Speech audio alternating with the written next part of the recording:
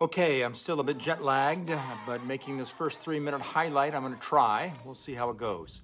In this video, I'm gonna highlight what I felt was the greatest impact that we had. It comes with King David's Add a Room project. On day 2, our 20-person team split up. Debbie took 13 people while I took 5 others. The 6 of us went south, leaving at 5 a.m. The trip was about 3 hours long, but we saw some amazing wildlife on the way. Not only did we see flamingos by the thousands, but we saw monkeys, giraffes, zebras, and a wildebeest. Upon arrival, we were greeted by women who danced and sang for us. It was amazing. Eventually, our women got in there and danced with them.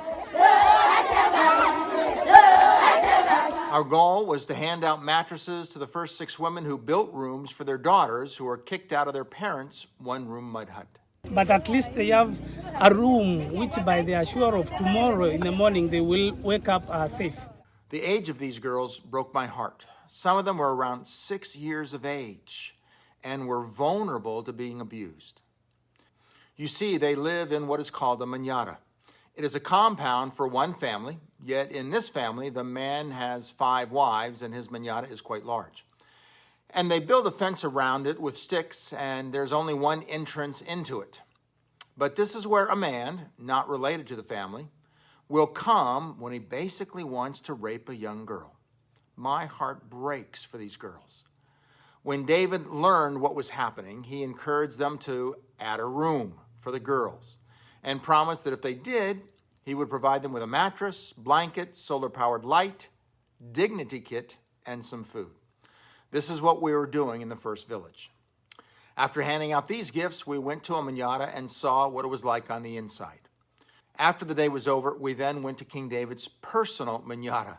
He's been adopted by the community. They've given him some land, and so he built small rooms for us to sleep in for the night. I think he would love to have this as a small business for tourists, so if you want to go there, let me know. He actually brought in a chef, and the food was incredible. The next day was much like the first. After quite a bumpy ride there, please note we didn't have roads to follow. David just had to know where to go. We were greeted and given tea and then handed out again mattresses and food. But the highlight came when the local pastor said, many women are now building rooms for their girls as they are seeing how these girls are being kept safe.